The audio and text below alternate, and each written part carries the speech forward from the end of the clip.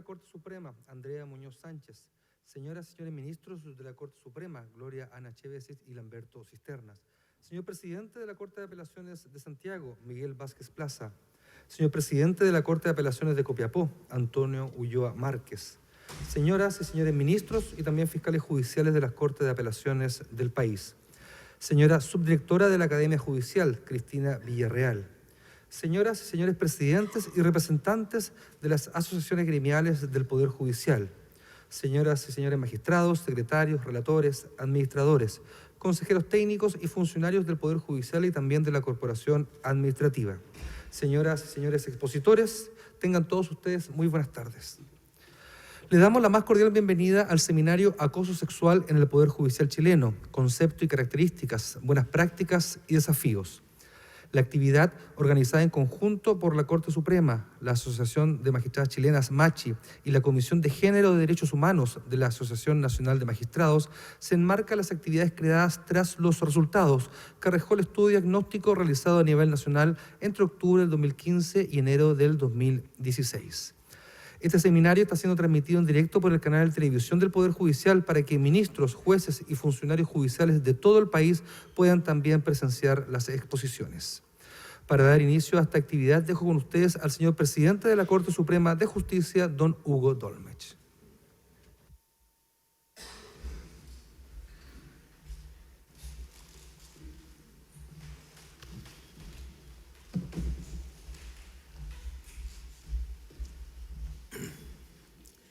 Muy buenas tardes.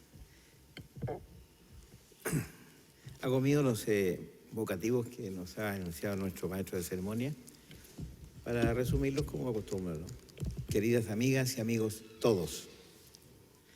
En primer lugar, quisiera darles la bienvenida a todos y todas los aquí presentes y agradecerles la asistencia a este evento que se ha preparado para enfrentar un problema de la máxima importancia en relación al clima laboral de nuestras unidades de trabajo.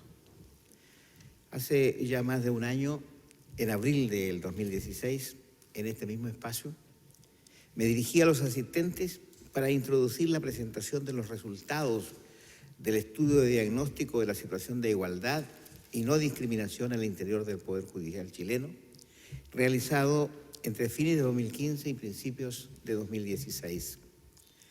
En dicha oportunidad fuimos testigos de las percepciones, experiencias y creencias de los integrantes de nuestra institución respecto de temáticas que tienen un gran impacto en su vida laboral y familiar.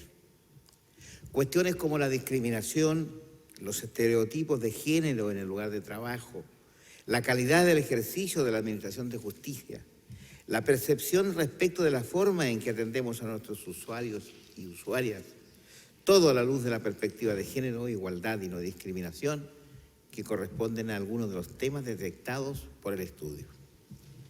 En este seminario, cuyos destinatarios, entiendo, son exclusivamente miembros de nuestro Poder Judicial, esperamos, con el apoyo de expertos y expertas en la materia, a quienes agradezco desde ya su presencia, ser capaces de abordar con seriedad y profundidad estos temas. Reflexionar acerca de la importancia de enfrentar la realidad que tiene un trascendental impacto no solo en la vida de nuestros funcionarios y funcionarias y en el clima laboral de las unidades judiciales, sino también en la forma en que brindamos el servicio público que la Constitución y las leyes nos llaman a proveer. Con los resultados del estudio, hemos desarrollado un proceso para avanzar en dar solución a estas problemáticas, del que dará cuenta con mayor detalle, por cierto, y preparación, la señora ministra, doña Andrea Muñoz. El Comité de Riesgos Psicosociales del Poder Judicial gestó nuestra actual política de clima laboral para el adecuado funcionamiento de los tribunales del país, cuyo texto final fue aprobado por la Corte Suprema en el 2015.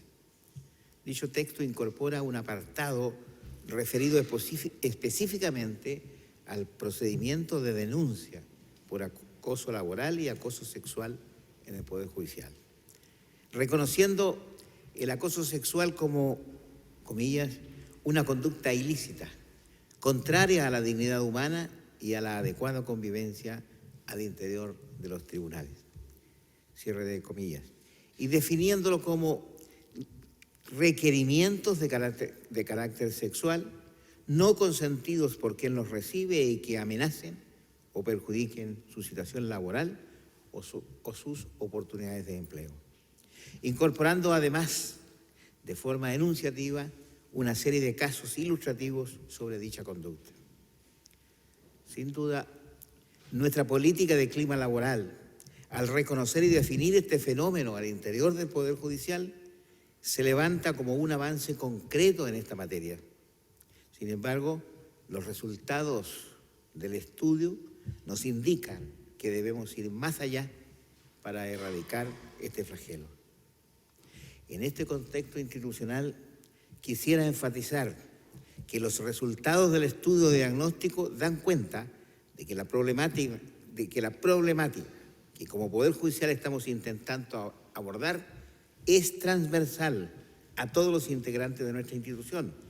Pues cuando hablamos de igualdad de género, no solo nos referimos a los derechos y la participación de las mujeres, sino que miramos la posible modificación de una estructura social que promueve el encasillamiento de hombres y mujeres en ciertos roles, perfilando relaciones recíprocas donde se producen los espacios que permiten la violencia, el acoso y la afectación de la dignidad, sea de manera explícita o a través de formas sofisticadas y poco visibles.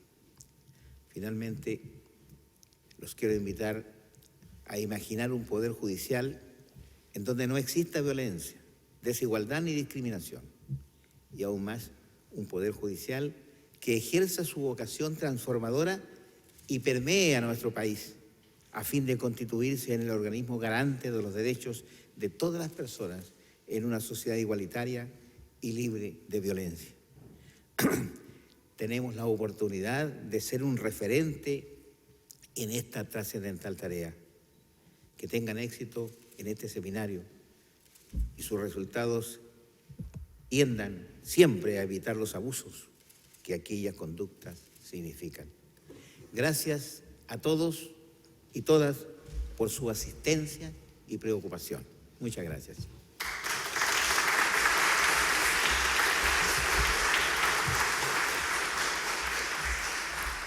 Muchas gracias, presidente. A continuación, dejo con ustedes a la ministra encargada de Asuntos de Género de la Corte Suprema, Andrea Muñoz Sánchez.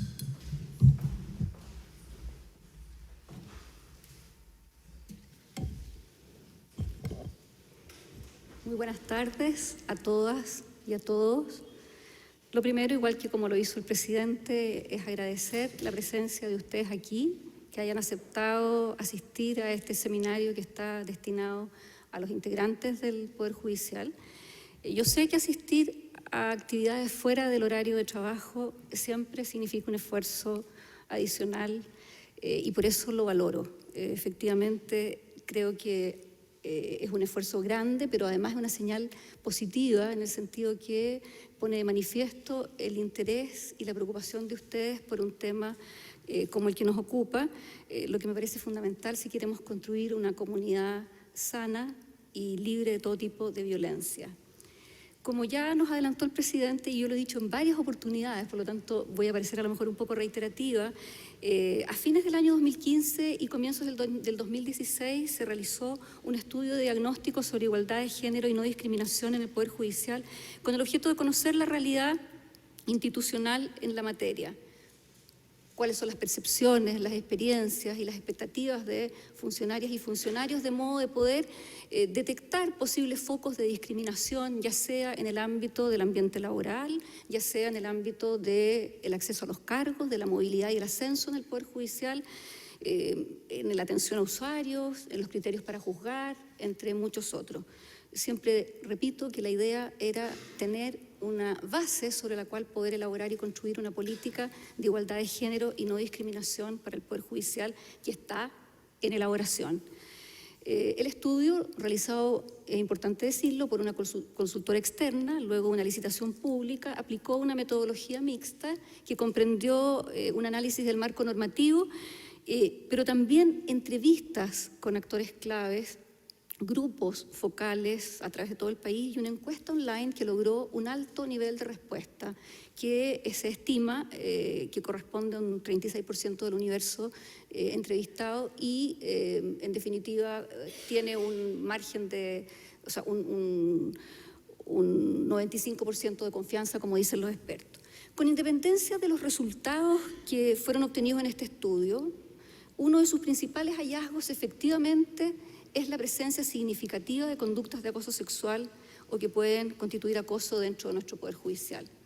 El estudio contempló distintos ejes o dimensiones y una de ellas efectivamente consultó por una serie de conductas en que la consideración del sexo era lo que las caracterizaba, comenzando por algunas de menor intensidad y formuladas sin una carga negativa. Por ejemplo, si se observaba o se había tenido alguna experiencia de situaciones en que se dicen piropos inocentes, en el fondo menor intensidad, para ir avanzando gradualmente hacia conductas en que la connotación sexual o la carga negativa se hacía más evidente, como haber experimentado o presenciado que se dicen piropos subidos de tono o comentarios descriptivos del aspecto físico de las personas o derechamente comentarios de contenido sexual, hasta llegar a consultar por situaciones en que se había observado o experimentado conductas que de verdad constituyen una agresión de tipo verbal, física o psíquica asociada o vinculada al sexo, como son proposiciones sexuales, o en que se hubiera incurrido en un contacto físico no deseado o derechamente haber presenciado o experimentado situaciones de acoso sexual. Las cifras en el primer estadio se sitúan en un rango que va del 77%, si se refiere, por ejemplo, a los piropos inocentes, a un 44% en el caso de los piropos subidos de tono, pasando por un 55% en lo relativo a comentarios de contenido sexual. O sea, en este primer estadio, en que las conductas son más leves o menores, por decirlo así, el porcentaje de incidencia se ve mayor. Quiero aclarar que la incidencia siempre en este estudio es mayor en relación a la mujer. Ella experimenta esas situaciones en mayor medida que los hombres. Si bien en relación inversa los números disminuyen en las conductas de mayor intensidad, se mantienen en un nivel importante, como lo demuestra el hecho que un 14% haya presenciado o experimentado al menos una vez proposiciones sexuales y un 15% un contacto físico no deseado. Finalmente, cuando el estudio consulta por el acoso sexual, se le explicita a los encuestados y a las encuestadas lo que se va a entender por acoso sexual y se toma el concepto que el presidente nos ha mencionado, que está tomado del Código del Trabajo, que dice que son los requerimientos, lo voy a repetir, de carácter sexual que un hombre o una mujer realizan a otra persona sin su consentimiento y que amenazan o perjudican su situación laboral u oportunidades de trabajo. Artículo 2, si no recuerdo mal, del Código del Trabajo. Y allí el resultado con que nos encontramos es que 1 de cada 10 personas declara haber presenciado o experimentado alguna vez una situación de acoso sexual en el trabajo. Corresponde a un 9,5%, más o menos. Lo que las mujeres perciben en mayor medida, un 11,3%, es lo que arroja el estudio. Y ante la pregunta por las medidas tomadas luego de ocurrido ese evento o esos eventos, un porcentaje cercano al 22%, es decir, 1 cada 4, utiliza la vía institucional para denunciarlo, ya sea su jefatura directa o en menor medida la KPJ. El resto prefiere hablarlo con un compañero o compañera de trabajo, con algún familiar cercano, medidas que, como podemos apreciar, tienden más a ser una descarga psicológica ante una experiencia traumática que una medida correctiva o coercitiva, lo que implica en definitiva obviar la aplicación y ejercicio de la legalidad vigente. Eso en cuanto a los números. La información cualitativa que surge del trabajo en grupos focales es consistente con los datos cuantitativos que se han descrito y ayudan a comprender en alguna medida el fenómeno, que tiene elementos culturales, sociales e institucionales que están obviamente asociados, como lo ha dicho el presidente, a la presencia de estereotipos y roles de género, que contribuyen a normalizar ciertos comportamientos y hábitos que en ambientes respetuosos de la dignidad e igualdad efectiva no deberían producirse. Esa suerte de normalización en una estructura jerarquizada constituye además un elemento que, según el estudio, tiende a favorecer tales conductas. El análisis de la información cualitativa además ayuda a explicar el escaso número de denuncias, destacándose que esa aparente ausencia de gravedad de las conductas obviamente dificulta su prueba, o que la presión social e institucional a la que se ve sometida una persona afectada por esas conductas, en la medida que el entorno tiende a enjuiciarla y en vez de víctima puede llegar a convertirse en culpable o al menos en sospechosa. Y en definitiva la demora en los procedimientos, que acrecienta el estrés y no es compatible con la mantención del trabajo una vez que es conocida la denuncia. Está, por cierto, el temor de perder la fuente laboral. El acoso sexual, quiero repetir, aunque sea a esta altura, es una conducta que atenta contra la dignidad humana y así por lo demás lo declara nuestro Código del Trabajo, que luego de señalar que las relaciones laborales deben siempre fundarse en un trato compatible con la dignidad humana, advierte que es contrario a ella, entre otras conductas, el acoso sexual. Constituye además una grave expresión de violencia de género, que como Estado de Chile nos hemos comprometido a erradicar al suscribir diversas convenciones internacionales, particularmente la Convención de Belém do Pará. Como dijo el presidente, el Poder Judicial cuenta con una regulación básica del acoso sexual que está contenida en la política de clima laboral para el funcionamiento de los tribunales, que fue elaborada por el Comité de Riesgo Psicosocial y, ojo, aprobada por el Pleno ya en el año 2012. Efectivamente, considera entre sus principios el no acoso, define lo que se entiende por acoso laboral en los mismos términos del Código del Trabajo y da un paso más, que nos vamos a ver, en un minuto más vamos a ver qué relación tiene con las expectativas de las personas, da un paso más porque enuncia posibles conductas que se van a entender que son constitutivas de acoso laboral, entre las cuales el presidente tuvo la delicadeza de no nombrarlas, pero yo no me voy a arrugar en decir que son, por ejemplo, lo que dice la política, gestos y piropos lascivos, llamadas telefónicas, correos electrónicos o cartas con intenciones sexuales, presiones tanto físicas como psíquicas para mantener contactos íntimos. La política de clima laboral parte con el principio, describe o señala cuál es el concepto y enuncia una serie de conductas que entiende constitutiva, lo cual nosotros pensamos que efectivamente es un muy buen paso. Por otra parte, contempla un procedimiento que tiene otra gracia y es que permite denunciar los hechos constitutivos de acoso no solo a la persona que se ve afectada por esos hechos, sino también a alguna persona que haya tenido conocimiento de los mismos.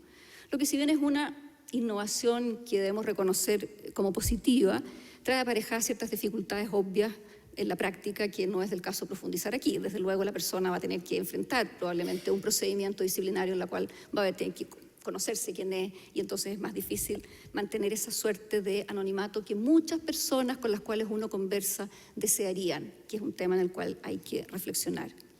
Lamentablemente muy pocos conocen la existencia de esta regulación dentro del Poder Judicial y su aplicación su aplicación práctica ha sido muy escasa. Efectivamente, si bien consideramos que es un paso importante, requiere de mejoramientos que la hagan efectiva, orientados básicamente a otorgar protección a la víctima, a garantizar que las investigaciones sean serias y oportunas y que en caso de determinarse responsabilidades se apliquen las sanciones que correspondan, sin olvidar la determinación de reparaciones o medidas de reparación a la persona afectada. Fíjense que el año pasado nosotros recorrimos las 17 jurisdicciones del país dando a conocer los resultados del estudio diagnóstico, muchas comisiones de servicio, desgraciadamente, en talleres de diseño participativo con miembros de todos los escalafones del Poder Judicial, con el objeto de recoger las impresiones y expectativas en cuanto a lo que debería contener la política de igualdad de género y no discriminación. Y puedo decirles con satisfacción que fue una experiencia sumamente motivadora, en la que se obtuvieron una gran cantidad de proposiciones e iniciativas, particularmente en este tema. Cuestiones que de alguna manera, digamos, vamos a tener que ponderar para ver su factibilidad en el futuro. Pero quiero comentar, por ejemplo, aparece mucho la necesidad de contar con un decálogo específico de conductas no admitidas o constitutivas de acoso sexual. Se repite y de alguna manera esa es una cuestión en la que avanza la política de clima laboral. Sigue apareciendo la necesidad de tener un protocolo ajustado, claro, para la recepción y tramitación de las denuncias, donde se establezcan sanciones, y la eventual creación de un organismo externo de investigación que estuviera fuera del sistema, aparece como como con bastante recurrencia, y una unidad especializada de atención a funcionarios que sean víctimas de acoso. La necesidad de contar con apoyo psicológico como contención mientras se está viviendo la situación y como reparación. Tenemos que tomar conciencia de que el acoso sexual, y esto me interesa dejarlo muy claro, no lesiona solo a las personas que lo sufren, sino que impacta en la institución, en cuyo seno se llevan a cabo conductas éticas y legalmente reprochables y que transgreden los principios de igualdad y no violencia, victimizando a algunos de sus miembros. El acoso sexual le hace mal al Poder Judicial y debe ser erradicado en nuestros espacios de trabajo, además de lo dicho, porque en la medida que no se persiga con decisión, se emite una señal de permisividad, sino de impunidad, a los autores de estas conductas, lo que no se condice con un órgano de administración de justicia. A este respecto, cabe destacar que los órganos de justicia de otros países que forman parte de la Cumbre Judicial Iberoamericana, de la cual Chile es miembro, han ido avanzando en la formulación de protocolos específicos de denuncia y tramitación de acoso sexual. Y solo por nombrar dos muy buenos que estamos revisando y que pensamos que hay que poner atención en ellos, es el protocolo que tiene Costa Rica y el protocolo que acaba de dictar, por decirlo de alguna manera, España en febrero del año 2015. La Secretaría de Igualdad de Género y No Discriminación, aprobada por el Pleno de la Corte Suprema en el año 2016, está próxima a instalarse formalmente.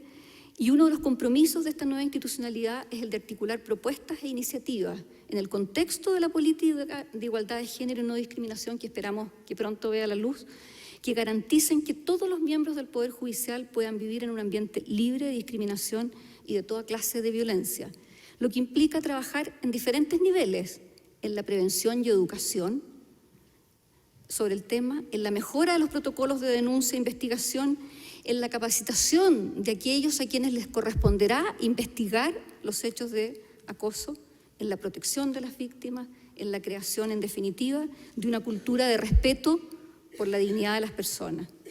El presente seminario apunta en esa dirección. Hay todavía muchas preguntas y temas que resolver. Por ejemplo, la relación que existe entre el acoso sexual y el acoso laboral, que es un aspecto, este último, que se fue develando con bastante fuerza en la medida que íbamos recorriendo el país en los talleres de diseño participativo y que lamentablemente no había sido incorporado como un tema dentro de las preguntas que se hicieron en el estudio diagnóstico. Pero qué duda cabe que hay una relación que uno la observa con bastante frecuencia.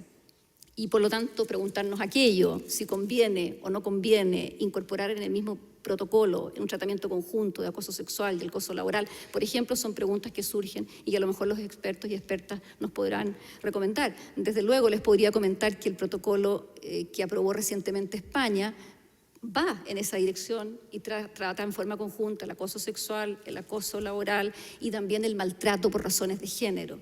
Hay que ver cuáles son las dimensiones y estudiarlo todo de esta manera. Queremos escuchar a nuestros invitados y invitadas para que desde su experiencia y conocimiento nos ilustren e iluminen en la comprensión del fenómeno y en la forma de abordarlo. Muchas gracias.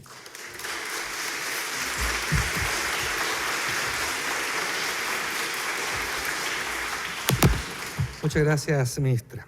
Ponemos de esta forma punto final a la etapa inaugural de este seminario. Excusamos al presidente de la Corte Suprema, don Hugo Dolmetsch, quien debe retirarse de esta actividad para continuar con sus obligaciones y su agenda. Muchas gracias, presidente. Invitamos a los integrantes, por favor, del primer panel, denominado Aspectos Psicosociales en materia de acoso sexual. Para ello invito a pasar adelante a las panelistas María Elisa Anzoleaga, Claudia Mora y también Carmen Andrade.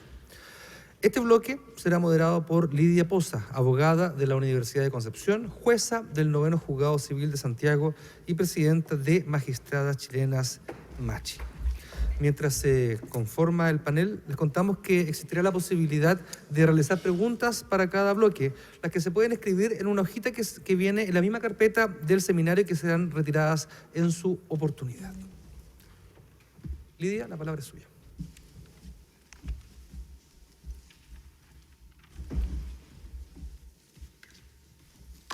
Dije al jefe de pesquisas y al señor juez del crimen que hace más de 4 años que he visto traje de varón y que lo he adoptado para resguardar mejor mi honestidad de mujer y para ganar más con qué vivir. Vestida de hombre, soy más respetada y ningún hombre me solicita. Así puedo trabajar sin que nadie me incomode ni me fastidie. Vestida de mujer, no podría vivir entre hombres ni trabajar tranquila en cualquier trabajo. El trabajo para la mujer es escaso y muy mal remunerado. Preferí buscar en otro horizonte los medios de satisfacer mis necesidades físicas sin perturbar mis tendencias espirituales.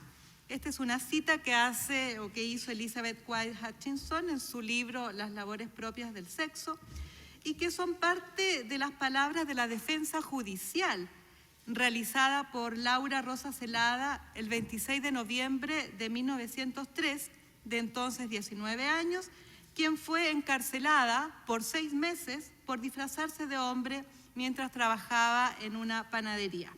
4 años antes había huido de su hogar campesino, de su abusivo cuñado, para venirse a Santiago y trabajar con ropa masculina como vendedora de frutas, empleada de hotel y panadera.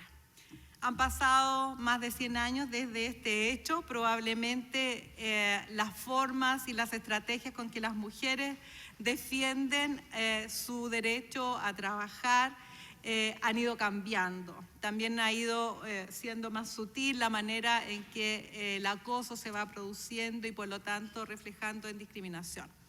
Magistradas Chilenas nace hace 3 años justamente para poner el acento en estos temas, y es por eso que hoy día estamos muy orgullosas de colaborar en este camino que tiene que ser conjunto, de manera que podamos entre todos aprender cada vez más de aquello que nos permite enfrentar esta situación de la mejor manera posible. Sin más preámbulo que que se los dejo en el corazón, ¿no? Voy a presentar a nuestras panelistas.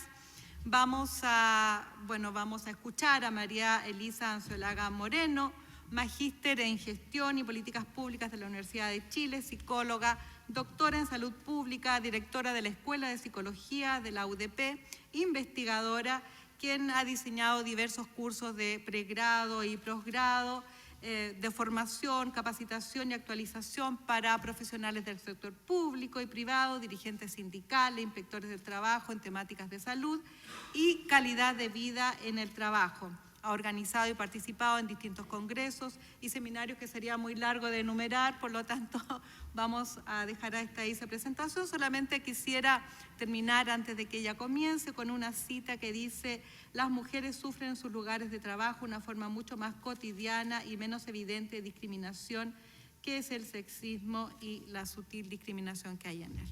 Palabras de nuestra invitada. Voy a ir presentando, antes de darle la palabra, para que ustedes las conozcan, empezar a estar los nombres ahí, a Claudia Mora del Valle, doctora en Sociología, profesora de la Universidad Academia de Humanismo Cristiano, investigadora en temas de género y trabajo, como por ejemplo en las nuevas formas de pensar en la estratificación social, intersección clase y género en el mercado laboral chileno, trayectorias laborales de los inmigrantes peruanos en Chile, estrategias de estructuración de la movilidad ocupacional ascendente, migración y la formación de comunidades transnacionales en Chile, es la forma de vivir la migración en un mundo globalizado, y editora reciente de un libro que varias hemos disfrutado, que se llama Desigualdad en Chile, la continua relevancia del género. Ha dicho Claudia que la intersección de la clase social y el género como formas de estratificación social, entendida esta última como el resultado de la institucionalización de desigualdades, condiciona las oportunidades, privilegios y recursos sociales de los individuos.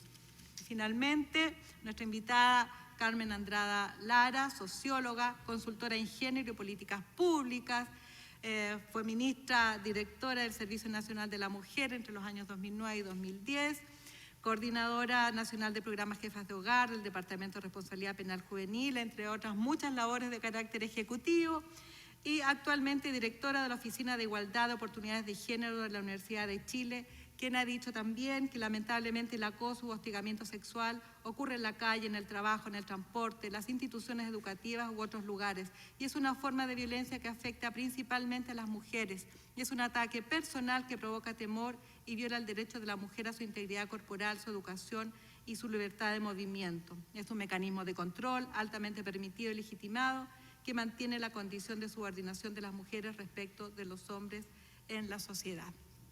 Cada panelista tiene, lamentablemente, 15 minutos. Cada uno tiene, como nos adelantaran, una hojita en sus carpetas donde pueden hacer sus preguntas por escrito. Me van a llegar esas preguntas y yo se las voy a hacer al final de todas las exposiciones. Vamos a tener, tratando de respetar lo más que podamos el programa, ese espacio.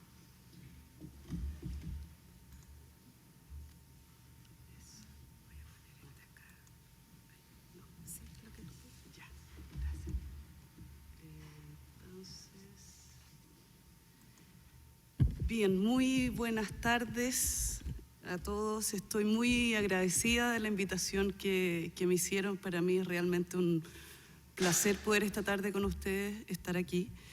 Y estoy muy contenta porque a pesar del clima de inmenso pesimismo que hay en nuestro país, yo que vengo hace muchos años trabajando en estos temas, el solo hecho que esté ocurriendo esto hoy día y el proceso que han llevado adelante es una buena razón para decir que Chile ha cambiado, está cambiando y eso ha sido para mejor. Yo con esa certeza y con esa alegría quiero comenzar esta presentación. Yo creo que estas cuestiones son realmente relevantes y hablar de estos temas de esta manera, con los procesos participativos que han llevado adelante, es algo bien inédito en los distintos órganos de administración del Estado. Yo diría que esta es una experiencia notable, digna de ser mostrada, así que siéntanse orgullosos de ello. En los 15 minutos o 14 minutos que me quedan quiero seguir esta ruta. Yo quiero poner el marco general. Más que centrarme en acoso sexual, yo quiero hablar de violencia en el trabajo, que este es un tema que venimos estudiando hace un tiempo. ¿Qué entendemos por violencia? ¿Cómo se manifiesta la violencia? ¿Todos los trabajadores tienen el mismo riesgo de ser víctimas de violencia? ¿Y cuáles son los factores que facilitan la violencia en el trabajo? Son preguntas por las cuales quiero estar rondando. Tengo más láminas de las que voy a mostrarles, pero esto lo puedo compartir con ustedes después. Lehmann es uno de los principales estudiosos de la violencia en el trabajo y tiene esta frase: el lugar de trabajo viene siendo el último campo de batalla donde las personas pueden, comillas, asesinarse unas a otras sin correr el riesgo de ser llevadas a la justicia. Esto estamos hablando hace 20 años, pero la verdad es que sigue bastante presente, a propósito de los efectos y resultados en la salud mental en los cuales me voy a detener luego. La OIT tiene una definición, la verdad es que hay muchas definiciones de violencia laboral, pero la de la OIT es lo suficientemente amplia para cobijar distintas perspectivas, y señala que violencia laboral es cualquier acción, todo incidente o comportamiento que no puede considerarse una actitud razonable y con el cual se ataca, perjudica, degrada o hiere a una persona dentro del marco de su trabajo o debido directamente al mismo.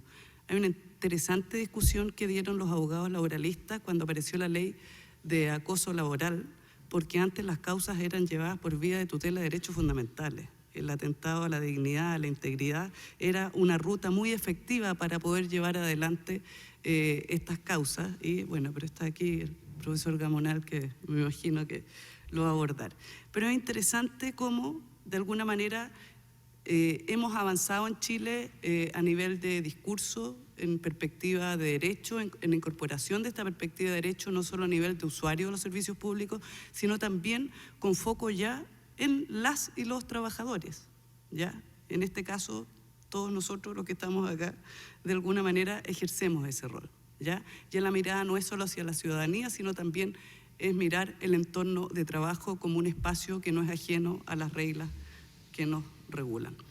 Hay distintas maneras de distinguir o conceptualizar la violencia en el trabajo. Una clásica distinción es en relación al tipo de agresión que se hace, y ahí se ha hecho la distinción entre violencia física, psicológica y sexual, pero también se habla de violencia interna o externa, dependiendo quién es el perpetrador. Si el perpetrador del acto de violencia es alguien que pertenece a la organización, ya sea un colega o un superior, o si estamos hablando de un usuario. La violencia física es súper evidente. Cuando alguien agrede físicamente a otro en el lugar de trabajo, nadie pone en duda de si eso fue o no un acto violento, ¿ya? Si alguien ve que golpean a otro y hay un daño, nadie lo pone en duda. Sin embargo, la violencia física es solo la punta del iceberg, son los menos casos, y hay un conjunto de otras situaciones violentas que tienen distintos nombres: el bullying, el mobbing, la supervisión abusiva, el acoso, el incivismo, que nosotros hemos detectado que en Chile está muy presente, que tiene que ver con el uso de un trato poco cortés y poco respetuoso en los espacios de trabajo de una manera sistemática. No es que alguien en un momento fue descortés en un mal momento, no, como una manera sistemática e instalada. La violencia puede darse en intimidación relacionada con la persona, pero también en una intimidación relacionada con el trabajo que esa persona realiza. Podemos hablar de intimidación física, de exclusión social o de incivismo que les acabo de mencionar.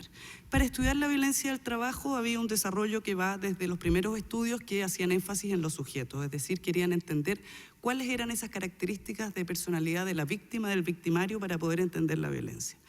De eso se pasó a un segundo modelo cuyo foco estaba en la relación que se establecía entre la víctima y el victimario, hasta llegar a un modelo que es con el cual nosotros trabajamos, que pone el foco en las dimensiones organizacionales y sociales. Es decir, no se trata de cuáles son esas características, sin negar los modelos anteriores, pero el foco está puesto en cuáles son esas dimensiones sociales y organizacionales que permiten la existencia de violencia en el trabajo o que no limitan la existencia de violencia en el trabajo. Entonces, sobre ese enfoque yo voy a hablar un poquito.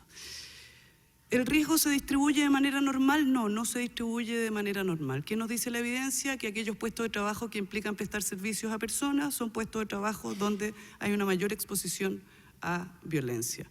Organizaciones altamente jerarquizadas, no sé si les suena, organizaciones con liderazgos autoritarios, o a los dos extremos, liderazgos muy autoritarios o liderazgos muy laissez-faire, donde no hay conducción, no hay jefatura, son lugares donde aparecen situaciones de violencia en el trabajo.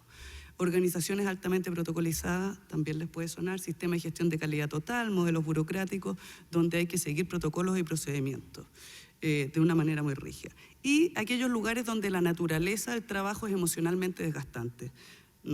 Nosotros tuvimos a nuestro cargo un estudio en el servicio médico legal y en unos hospitales pediátricos de alta complejidad donde claramente es distinto trabajar en el Poder Judicial, en el médico legal o en un hospital donde los niños mueren, que estar en una fábrica de salchichas. O sea, con el respeto, también hay riesgo para la salud de quienes trabajan en fábricas de salchichas, pero la verdad es que la demanda emocional, el tener que ocultar emociones, uno no decide cómo emocionar. Uno siente rabia, pena, alegría, etc. A uno le ocurre eso. Lo que pasa es que en el trabajo uno tiene que controlar aquello.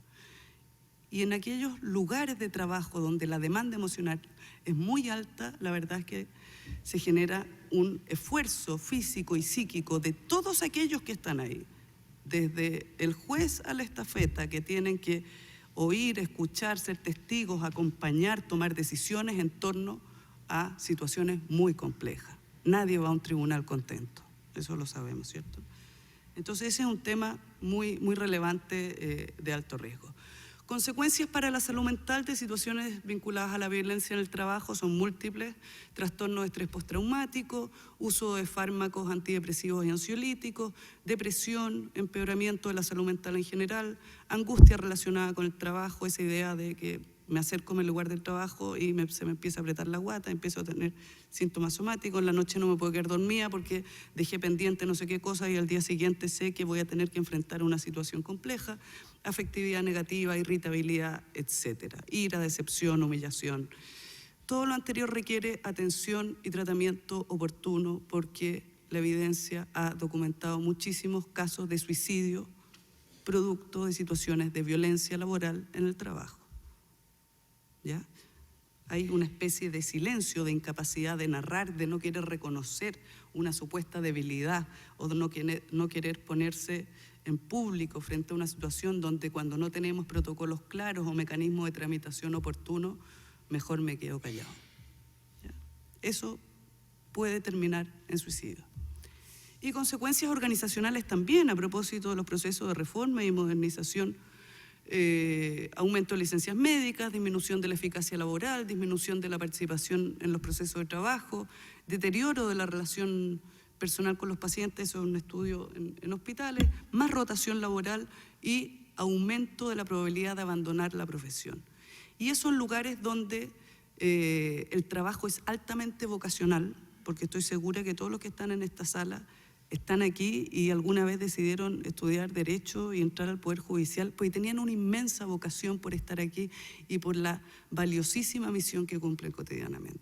Eso genera una tensión adicional, pues estamos hablando de un lugar con un enorme compromiso y sentido y significado en el trabajo. Entonces, con esto ya termino, porque para dejar una pincelada, la violencia puede adquirir distintas formas de presentación y la violencia está vinculada con la organización del trabajo, con la cultura organizacional, y también hemos nosotros constatado violencia selectiva y discriminaciones sociales y de género que se reproducen en los lugares de trabajo. Es importante decir entonces que la violencia no es un asunto personal, no es que alguien tenga un trastorno de personalidad y es más conflictivo, también puede ocurrir eso alguna vez, pero estoy hablando en general. La lectura más fácil de la violencia es que esta persona tiene problemas, o esas dos personas o ese grupo de personas tienen un problema interpersonal. La invitación es alejar la lupa y hacer una mirada sobre la organización. ¿Qué pasa con los procesos de trabajo? ¿Qué pasa con los sistemas de trabajo? Y algunos elementos que nosotros detectamos en un proyecto que acabamos de terminar ahora en 3 sectores productivos, pero que yo creo que aplican para la realidad nacional, son los siguientes. La sobrecarga de trabajo y el exceso de presión son elementos fundamentales que explican la situación de violencia. Hay un par de relatos. Hay gerentes que pierden el control y le gritan a sus trabajadores, pero escuchen esto. Generalmente eso ocurre en situaciones de estrés, situaciones límite, cuando hay que sacar una producción o falla algo en el proceso. No sé si les suena, o cambiamos la producción por los procesos judiciales o por el cumplimiento de indicadores, de metas, etc. ¿Ya? Esto ocurre dentro de ese marco de un sistema que está sobrecargado y con exceso de presión. También tiene que ver, no sé si se opera aquí, con el diseño y la organización del trabajo respecto a la estructura salarial. Cuando tenemos estructuras salariales que son variables o están condicionadas a metas, sean individuales o colectivas, pero está el salario de por medio, encontramos la emergencia de situaciones de violencia entre pares y con superiores. Y el drama de eso es que esa violencia socava la solidaridad entre pares, que es un factor protector para la salud mental. Entonces, si yo introduzco desde la organización del trabajo cuestiones que están empujando en la dirección contraria y están impidiendo que exista un espacio de solidaridad, apoyo entre compañeros, la verdad es que estamos mal enfocados. Y como les decía hace un momento, los estilos de liderazgo y de dirección, liderazgos rígidos, autoritarios, que no llevan la conducción de los equipos. Y aquí se ha hablado mucho en la literatura del bullying estratégico en el trabajo, que tiene que ver con que hay algunos sistemas de trabajo, hoy día la mayoría, me atrevería a decir, en el sector privado y en el sector público, donde está la presión y el sistema de cumplimiento de metas, que se espera que las jefaturas sean una especie de, comillas, policías, que ya no como el capataz en la industria de Chaplin de tiempos modernos que está atrás, sino por otras vías y de otras maneras, logran que los equipos cumplan con esas metas que muchas veces son muy difíciles de cumplir o se ven afectadas porque tenemos licencias médicas, tenemos menos personal, etc. La falla en el reconocimiento, y este sí es un tema del sector público en general, cuando las personas perciben que las jefaturas no reconocen los enormes esfuerzos que las personas despliegan para realizar su trabajo y que muchas veces el trabajo está por sobre la familia en términos de la dedicación temporal, en términos del tiempo psicológico al que se le dedica, cuando aquello no es suficientemente reconocido, eso es percibido también como una situación de desconsideración y maltrato. Me voy a saltar la parte de cultura y con esto termino. Tenemos hoy día, y esto es así en todos los países, lo que es afuera es adentro, lo que ocurre en la cultura nacional permea las culturas organizacionales y de alguna manera lo que ocurre en los lugares de trabajo es la reproducción de las desigualdades sociales y de género que están presentes en la sociedad, ¿ya? Los espacios laborales no son un espacio, unas burbujas prístinas, así, no. Lo que todos llegamos con lo que traemos de afuera, con nuestras creencias, nuestras normas, nuestros valores, nuestros sesgos, nuestras discriminaciones, las traemos al lugar del trabajo. Hay manifestaciones de violencia que son aparentemente neutrales, que encubren formas de discriminación por raza, etnia, edad, orientación sexual, entre otras. Y una cuestión esencial es que aquí lo que está en juego es el poder, el desbalance de poder. Y aquí voy al tema de las mujeres. Las mujeres tienen, en general, menos poder formal dentro de las organizaciones. No sé si es como sea el caso aquí. Pero además tienen menos poder social. Entonces, lo que hay es que si uno junta el menor poder social por el hecho de ser mujeres con el menor poder formal, la verdad es que tienen un riesgo mayor de ser víctimas que los hombres. La evidencia en Chile nos ha mostrado que las mujeres son más víctimas que los hombres, que las mujeres son víctimas de compañeros y de superiores, mientras los hombres declaran, aquellos que lo declaran ser más víctimas de superiores solamente. Tres maneras tenemos hoy día un sistema de relaciones laborales que mantienen una relación patriarcal que se expresa en los espacios de trabajo mediante actitudes y conductas machistas que fueron bien descritas por la magistrada cuando leí algunas cosas yo, derechamente en acoso sexual, o también hemos encontrado discriminaciones asociadas al uso de derecho de maternidad, aún hoy en los lugares de trabajo, de maneras mucho más sutiles, más elegantes, etc.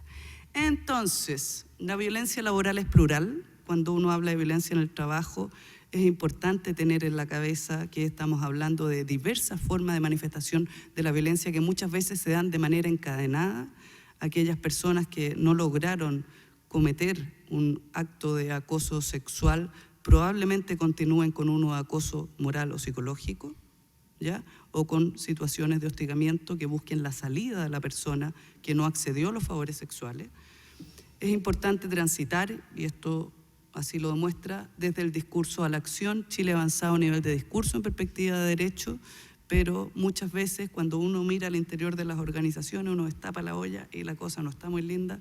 Y veo que aquí hay un muy buen ejemplo de que se están haciendo cargo respecto de este asunto. La doble cara de la cultura organizacional, es decir, y aquí es especialmente complejo y paradojal. A mí me impactó muy felizmente cuando dije, en el Poder Judicial van a hablar sobre el acoso sexual dentro del Poder Judicial. O sea, es realmente un acto de desarrollo y de valentía, porque no es fácil avanzar en estos temas.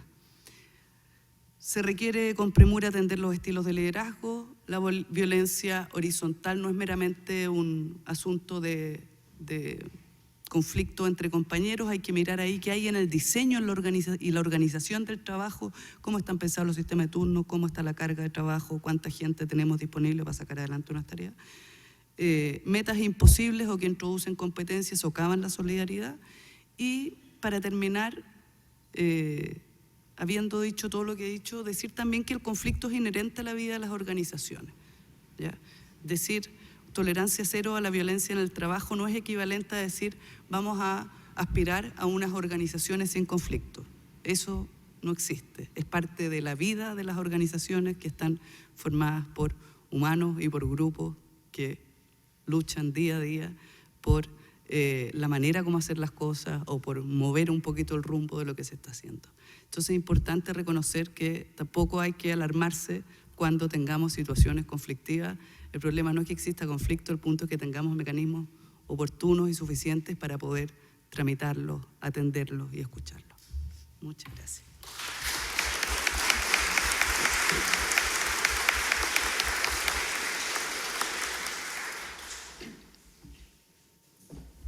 Muchas gracias. doctora Anciolaga. Vamos a dar la palabra entonces a la señora Claudia Mora. Muchas gracias. ¿Se escucha ahí? ¿Y ahí? Sí, ahí está.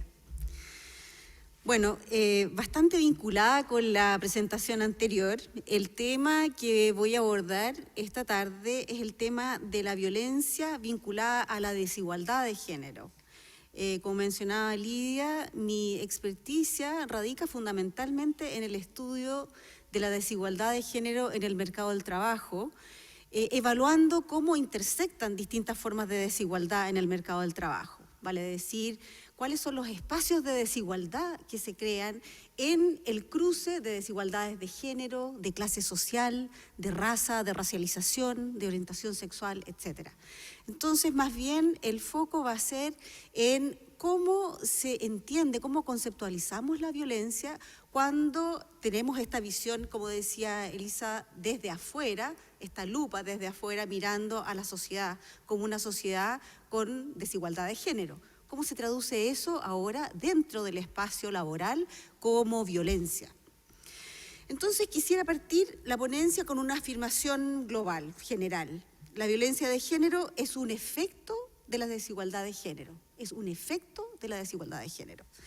Así lo consagra la Declaración sobre la Eliminación de la Violencia contra la Mujer de las Naciones Unidas, que sostiene textualmente que la violencia es una manifestación de relaciones de poder históricamente desiguales entre el hombre y la mujer, agregando además que la violencia contra la mujer es uno de los mecanismos fundamentales por lo que se fuerza a una mujer a una situación de subordinación.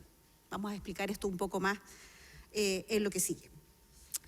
La relación entre desigualdad de género y violencia ha sido explorada entre muchos otros estudios por uno que se desarrolló en el año 2006, que es interesante porque compara 52 países y pone en evidencia este estudio que la violencia hacia las mujeres está correlacionada significativamente con la presencia de creencias de género tradicionalistas de un país determinado.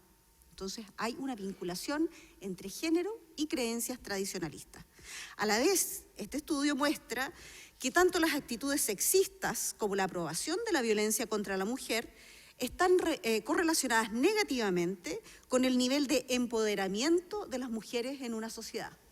O sea, las creencias de género y el empoderamiento de las mujeres se relaciona con expresiones de violencia y su legitimación. Eso es lo que está diciendo el estudio. ¿A qué nos referimos con creencias tradicionalistas de género y cómo se vincula con la desigualdad? O dicho de otro modo, ¿cómo se relaciona la ideología de género con prácticas concretas de distribución diferenciada de recursos sociales de acuerdo al género? O sea, ¿cuáles son las vinculaciones de las que estamos hablando? Partamos en primer lugar por una definición del género. El género se refiere, como ustedes probablemente ya saben, a las relaciones sociales que están basadas en las diferencias que distinguen los sexos, a las interacciones sociales y a las identidades que se fundan en estas relaciones y que naturalizan las diferencias entre lo masculino y lo femenino. Las prácticas sociales en torno a la diferenciación se transforman en el tiempo en estructuras o patrones de género, que son finalmente lo que nosotros observamos, normalmente en las estadísticas de género. Lo que observamos en la estadística de género son patrones que se cristalizan a través del tiempo. Por ejemplo, cuando hablamos de las estadísticas del acceso al trabajo, las estadísticas de pobreza, de cuidado, representación política, entre muchos otros, lo que estamos observando son ciertos patrones o ciertas estructuras sociales.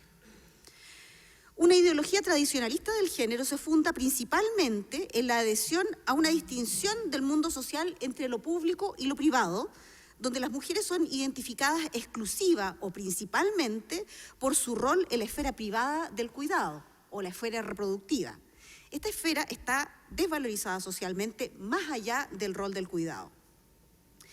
Esta desvalorización, y esto es algo a lo que me he dedicado en los últimos años, los últimos 5 años, la desvalorización que significa lo reproductivo acompaña la trayectoria laboral de las mujeres. Yo le llamo la sombra de lo reproductivo, acompaña las trayectorias laborales de las mujeres y se evidencia en un acceso diferente y desigual a bienes sociales, como el trabajo o la seguridad social, por ejemplo. En Chile, las mujeres muestran una baja participación y representación política, como ustedes saben, una sobrecarga del trabajo doméstico y del cuidado, una baja participación en el mercado del trabajo, menores ingresos en relación a hombres con igual calificación y trayectoria, entre otras características. Entre los países del mundo, Chile ocupa el puesto 133 de 135 en el ranking de igualdad salarial y el último puesto en los países de América Latina, según el Informe Global de Género, que fue presentado en el año 2016 por el Foro Económico Mundial.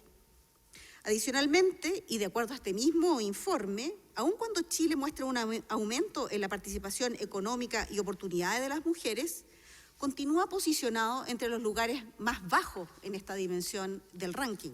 Es 119 de 144 países. Y, agregado, está entre los últimos lugares de América Latina. Está ahí peleando con Venezuela, el último lugar. En cuanto a la representación política, el porcentaje de mujeres en ambas cámaras ha aumentado significativamente. No obstante, las diputadas aumentaron de un 5,8% a un escaso 15,8% en el año 2013. En el caso del Senado, la representación ha variado entre periodos sin mujeres, en el 93 y en el 2001, a periodos con 20% de senadoras. Y lo mismo ocurre con cargos de representación ministerial. Paradojalmente, nuevamente de acuerdo al estudio del Foro Económico Mundial, a pesar de que Chile ha cerrado la brecha de género en educación, nuestro país está dentro de las pocas naciones que han hecho una inversión clave en la educación sin remover a la vez las barreras de participación laboral femenina. Paradojal. Nos detendremos unos momentos, breves momentos, en el mercado laboral, dado que es una de las instituciones que mejor evidencia la desigualdad de género y además el tema que nos convoca en este simposio. De manera concisa, el efecto de la desigualdad de género se muestra en el mercado laboral en la segregación por sexo en el oficio, sector y tipo de empresa. De acuerdo a la CACEN, esto ha variado mínimamente en las últimas décadas. También se evidencia la ausencia de mujeres en posiciones de autoridad, que de acuerdo al INE del 2016 se limita a un 27% de mujeres en cargos directivos. Y además, en una brecha salarial negativa para las mujeres en todos los grupos de ocupación y nivel educacional, que es una de las más amplias de la región latinoamericana. Las mujeres, por el hecho de serlo, independiente de su capital cultural y experiencia, tienden a concentrarse en ciertas ocupaciones que son significadas como de menor valor y en los escalones más bajos de la jerarquía ocupacional. Brevemente, los datos de la CACEN muestran que el ingreso, para profundizar un poco más en este punto, que es un tanto escandaloso, el ingreso medio mensual de los hombres es un promedio 32% mayor que el de las mujeres y un 37% mayor en el rango de niveles educacionales altos. Vale decir, la brecha de ingreso aumenta en la medida que aumenta el nivel educacional. Esto es de acuerdo a la CACEN del 2015. Entre las explicaciones de la brecha se encuentran, por ejemplo, las interrupciones en la trayectoria, las preferencias de los trabajadores, la penalización de la maternidad y la preferencia y direccionamiento de los empleadores. Un aspecto importante en este perfil de desigualdad de género, que he revisado bastante brevemente, es que es el resultado, de un conjunto de estructuras y jerarquías sociales que se concretan en un mayor estatus social para quienes ocupan las posiciones de ventaja en estas jerarquías. Este es un punto relevante, se traducen en estatus social. Las diferencias de estatus son clave en la persistencia de las desigualdades, en la medida que éstas se reproducen en prácticas cotidianas de interacción social. Es en relaciones cotidianas, en estas prácticas cotidianas, donde se cristalizan las desigualdades estructurales. De nuevo, estábamos viendo cómo estos patrones los podemos ver en estadísticas. ¿Qué es lo que hace carne? ¿Qué es el contenido de estas estructuras? Bueno, esto se cristaliza en las relaciones cotidianas, en las interacciones cara a cara. Por ejemplo, en un trato cotidiano, donde un colega le dice a otro, o donde un jefe le dice a una subordinada, mijita, o mi amor, algo que yo he evidenciado muy claramente en las entrevistas que he hecho con numerosas trabajadoras, infantiliza o sexualiza a la trabajadora y captura a la vez una visión determinada de la mujer en el trabajo, como una outsider. Uno se preguntaría, ¿diría uno mijito o mi amor a un colega? No. Entonces, esto singulariza esta posición de outsider, infantilizando y sexualizando. Y es aquí, en estas relaciones cotidianas, donde la asignación de estatus distinto a hombres y mujeres condiciona la valoración y las expectativas que tenemos de cada género. Las apreciaciones del género son formas naturalizadas de hacer las cosas, y esta legitimidad se traduce en la mantención de jerarquías de poder y de estatus. Bueno, ahora, ¿cuál es la relación de este panorama que acabo de resumir con la violencia de género? Se preguntarán ustedes. La evidencia nos muestra que las relaciones jerárquicas de género son un antecedente necesario para que se produzca la violencia. La realidad de los datos muestra que que la violencia es experimentada de manera desproporcionada por mujeres y perpetrada por hombres. Pero es importante destacar que la violencia de género no está limitada solamente a la violencia en la esfera familiar, sino que también incluye el ámbito público, como la vía pública, la calle, o el trabajo. Y es la violencia en el trabajo la que puede manifestarse de distintas formas, como ya se ha dicho aquí, además del acoso sexual, acoso moral y agresión física. El acoso sexual, ustedes bien lo saben, ha sido tipificada en la ley 20.005 del año 2005, pero, como también decía Elisa, quien no acepta una situación de acoso sexual puede devenir rápidamente en una situación también de intimidación o de acoso moral. Ahora, la Declaración sobre la Eliminación de la Violencia contra la Mujer distingue entre los principales tipos de violencia física, sexual y psicológica que ocurre tanto en la familia, como decía, como en la comunidad en general. Y en esta última se incluye el acoso sexual en el trabajo, definido ampliamente por la OIT como, 2 puntos, insinuaciones sexuales indeseables o un comportamiento verbal o físico de índole sexual que persigue la finalidad o surte el efecto de interferir sin razón alguna en el rendimiento laboral de una persona, o bien de crear un ambiente de trabajo intimidante, hostil, injurioso u ofensivo. La definición, entonces, primero, la violencia tiene distintas dimensiones, como ya se ha dicho, y dentro de estas dimensiones, el acoso sexual tiene acepciones bastante más amplias que meramente la propuesta sexual, ¿no? De acuerdo a la Dirección del Trabajo, que desglosa el concepto de acoso sexual, sostiene que puede incluir observaciones, bromas e insinuaciones de carácter sexual, como decía la ministra, comentarios inapropiados sobre la forma de vestir, el físico, la edad o la situación familiar de una persona, contacto físico innecesario y no deseado, como tocamientos, caricias, pellizcos, observaciones molestas y otras formas de hostigamiento verbal, miradas lascivas y gestos relacionados con la sexualidad, invitaciones comprometedoras y solicitud de favores sexuales. Es bastante más amplio, digamos, de acuerdo a la Dirección del Trabajo. Bueno, y ahora la parte más, tal vez, novedosa de este panorama. ¿Cuáles son las condicionantes sociales tras la emergencia de la violencia de género, incluido el acoso sexual laboral? ¿Cuál es la visión, digamos, que podría aportar la sociología a este panorama? Las explicaciones socioculturales plantean que la violencia de género, como decía, es producto de las diferencias de poder y estatus entre hombres y mujeres que son legitimadas socialmente. La violencia sería un mecanismo a través del cual los hombres ejercen poder, tanto en el trabajo como en otras esferas sociales. Es por ello que el género funciona como una variable predictiva, entre comillas, de qué grupo probablemente experimentará la violencia. En general son las mujeres, y en particular cuando ellas carecen de poder económico o cultural. Una variante de esta explicación sociocultural se basa en la expresión de la desigualdad de género ahora en las organizaciones, algo que ya también hemos discutido.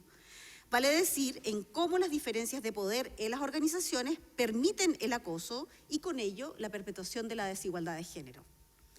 La mayoría de las investigaciones sobre acoso sexual plantean que es necesario incluir relaciones laborales más allá de esta imagen estereotipada que tenemos muchas veces del jefe masculino acosando a la subordinada femenina, para considerar además el acoso de lo que ellos denominan contrapoder, en que un subordinado acosa a quien tiene poder organizacional. Aquí el poder sociocultural de quien acosa puede verse como compensatorio a su falta de poder organizacional. Por ejemplo, estamos hablando de un subordinado, por ejemplo, acosando a su jefa y nivelando su poder formal en el trabajo a través del uso de su poder que está conferido por su masculinidad. Es necesario entonces analizar cómo se cruzan distintas formas de subordinación. No solamente ocurre por género, también puede ocurrir por clase, como decía, origen nacional, orientación sexual, y evidenciar así de un modo más amplio cómo la violencia de las organizaciones finalmente está permeada de relaciones de poder derivadas de estatus desvalorizados socialmente. Y creo que ese es el punto central. Una variante de esta aproximación organizacional, se enfoca en la composición de género de las organizaciones. En una donde predominan los hombres, donde las mujeres pueden llegar a competir con ellos por los mismos trabajos, el acoso puede ser utilizado, por ejemplo, para enfatizar el estatus de las colegas como mujeres más que como trabajadoras, en una práctica que permite ponerlas en una posición de subordinación. Otros estudios han mostrado cómo el acoso puede ser un acto de resistencia que demuestra la oposición a la presencia de mujeres en trabajos que han sido típicamente masculinos. Esta perspectiva enfatiza que son normas de género las que permiten este tipo de acciones. Finalmente, la cultura organizacional que representa los valores de una institución y que determina la conducta apropiada de sus miembros puede explicar por qué la violencia y el acoso en particular ocurre en algunas organizaciones y no en otras, vale decir, dónde es permitido y dónde no lo es. De este modo, una política proactiva debe incluir la transformación de la cultura organizacional a través, por ejemplo, de capacitación y de la implementación de procedimientos de denuncia oficiales y formales que han probado en otros contextos ser efectivos en la reducción de un medio ambiente laboral hostil. Creo que quedamos hasta aquí y dejo cómo avanzamos para las preguntas. Muchas gracias.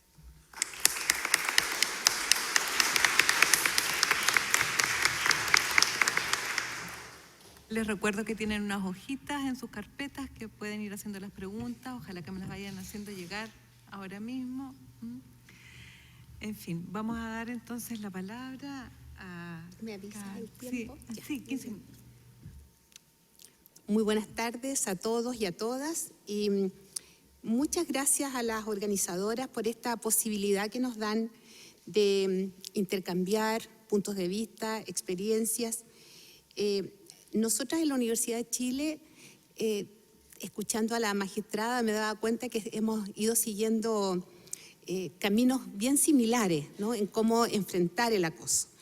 Y les me estaba recordando que en algún minuto nos enteramos de lo que estaba haciendo el Poder Judicial y la sensación fue, no estamos solas, ¿no? Esto está pasando en muchos lugares. Y a lo mejor vamos a encontrar claves de instituciones que tienen códigos similares, ¿no?, en su funcionamiento y que nos permite mirar un mismo fenómeno con tantas similitudes en instituciones aparentemente tan distintas como es una universidad pública y en este caso, ¿no es cierto?, lo que están haciendo ustedes. Tengo que agradecer a Claudia porque toda la exposición que hizo me permite acortar mucho, ¿no?, de la exposición mía en el sentido siguiente: el cómo se entiende el acoso, cómo se conceptualiza y por lo tanto cómo se aborda es también una opción conceptual. Uno puede mirar el fenómeno desde distintos puntos de vista, desde distintas teorías. Nosotras en la Chile miramos el acoso desde la perspectiva de género, que no la tengo ya que explicar porque fue claramente explicada. Desde ahí partimos, ¿no? Partimos con una determinada comprensión de un fenómeno. En primer lugar, entendemos la violencia, y en esto sí reitero lo de Claudia, como un problema que está, la violencia contra las mujeres, como un problema que está profundamente enraizado por una parte, arraigado por otra, ¿no?, en nuestra cultura. Y marco esto porque eso también es lo que nos pone las condiciones luego para la pregunta de cómo abordarlo. Cuando reconocemos que tiene esta fuerte raíz cultural, Creo que necesariamente en cualquier política, protocolo que pensemos, hay que hacerse cargo de esa fuente cultural. De lo contrario, lo más probable es que no logremos intervenciones de fondo. En la universidad, y me atrevo a decir en las universidades, porque tal vez la distinción entre la Chile y otras es que nosotras tomamos la decisión de hablar del problema, pero creo que no es extraño pensar que esto ocurre también en el resto de las universidades. El tema del acoso surge en el contexto de un estudio similar al que hicieron ustedes acá, ¿no? La Chile se hizo la pregunta sobre la situación de equidad de género en su interior y quisimos saber qué pasaba, ¿no?, en la participación de hombres y mujeres como académicos, como estudiantes, como funcionarios. Ese diagnóstico, que es bastante más amplio, uno de los temas que puso en evidencia era la existencia de prácticas de acoso sexual, que constituían una suerte de secreto a voces, de esas cosas que todo el mundo sabe que pasan y que no se hablan, y que cuando uno habla con colegas académicas dicen, cuando yo fui estudiante también me pasó. O sea, estamos hablando además de una práctica que viene de hace muchas décadas. Enfrentar el acoso, yo les decía, supone primero tomar una determinada teoría para entenderlo, pero también hacerse cargo de una serie de mitos que, aunque parecen estar de modé, uno podría decir, suele verlos muy presentes todavía en las opiniones de las personas, ¿no? El viejo mito de que la violencia de género y el acoso como una de sus manifestaciones ocurre entre sectores con menor educación, sectores pobres, sectores marginales, ¿no? Claramente lo que los estudios de nuestras propias instituciones demuestran es que esto no es así. Nosotros tenemos personas acosadas y acosadores cuyos currículums son bien destacados en materia educativa, de premios, ¿no?, y de reconocimientos. También está el mito sobre los maltratadores como personas que tendrían situaciones de personalidad particulares, ¿no?, una suerte de patologización. Se dice, por ejemplo, que fueron víctimas de maltrato en su infancia, que presenciaron maltrato en sus propias familias. Eso también es un mito. Cuando digo mito es porque nunca ha logrado ser probado, por el contrario, hay evidencia que lo desmiente. Hay otros mitos que están bien presentes y es sobre la culpabilización de las mujeres. Esta idea de que algo hacemos o dejamos de hacer que provoca al agresor. Y aunque parezca un poco pedestre el ejemplo, cada vez que se les dice a las mujeres que no usen la pollera corta, que no usen el escote, ¿no es cierto?, tan pronunciado, lo que estamos haciendo es haciéndonos cargo de ese mito, ¿no? Y es que la violencia y el acoso sexual en este caso la provocan las propias mujeres. Hace pocos días haciendo clase en la universidad, una alumna que egresó hace poco del colegio, está en segundo o tercer año, nos decía que ella aprendió en el colegio, estoy hablando de un colegio de prestigio y de alguien que, como insisto, egresó hace un par de años, o sea, es una experiencia de ahora, ¿no? Y nos decía que ella en el colegio aprendió que los hombres tienen impulsos sexuales irrefrenables y que, siendo así, las responsables de cuidarnos somos las mujeres. Incluso hay autoras que hablan de es fuerte el concepto, ¿no? Hablan de una socialización victimizante, ¿no? Eso de que se nos enseña a cuidarnos. Sal con tu hermano, no llegas tarde, ¿quién te va a ir a buscar? ¿Conocerán esas cosas o no? ¿La habrán escuchado alguna vez? Bueno, hay mitos nuevos también respecto a la violencia y al acoso. Uno es minimizar, negar el problema, o algo que ha surgido más recientemente, esto de decir que los hombres y las mujeres somos igualmente víctimas de violencia, ¿no? Entonces, cada vez que uno habla, por ejemplo, de las estadísticas sobre violencia intrafamiliar, por ejemplo, que es lo que más, ¿no es cierto?, se contabiliza, la pregunta es, bueno, ¿y qué pasa con los hombres? Lo que pasa es que ellos no denuncian, ¿no? Aun cuando los estudios no son sobre denuncias, pero bueno. El problema, ¿no es cierto?, y me refiero a la Convención Belém do Pará, nosotros la hemos usado mucho como referencia porque marca no solamente que hay distintos tipos de violencia de género en contra de las mujeres, básicamente, sino también que esta puede ocurrir en distintos espacios. Y así lo muestran los datos en Chile, solo a modo de ilustración, ¿no es cierto? Lo que más conocemos, de lo que más se habla normalmente es de la violencia intrafamiliar, porque es la que tiene leyes especiales. Y no es, tiene bastante importancia recordar que cerca de un tercio de las mujeres ha sufrido alguna forma de violencia sexual, psicológica o física por parte de sus parejas o de sus exparejas. 5,1% de las mujeres ha sido víctima de algún delito sexual en los últimos 12 meses. Y un 22,4% de las mujeres ha sido víctima de delito sexual alguna vez en su vida, desde la infancia, por cierto. 82% de las víctimas de delitos sexuales son mujeres.